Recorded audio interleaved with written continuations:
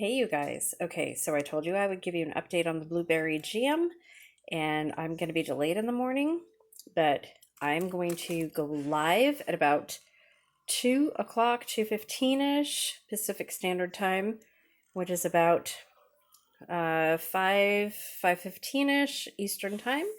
So we will be making blueberry jam. It really doesn't take that long. It takes maybe about 45 minutes, I think, is what it takes about to make the jam.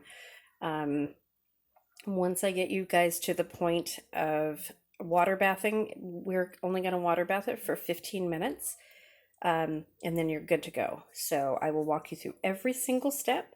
Make sure that you have all of the ingredients. I'm going to read them to you again. You are going to need 12 cups of full berries like this, or let's see, 3 3/4 cups of chopped blueberries, chopped, a 1/4 cup of fresh lemon juice, 6 cups of sugar, and 1 cup of water. That's it. And your jars and your lids and rings. That's all you need, and a little teeny bit of vinegar. That's it. And a water bath canner. If you don't have a water bath canner, you can easily make one with a stock pot. You want the water to cover the jars.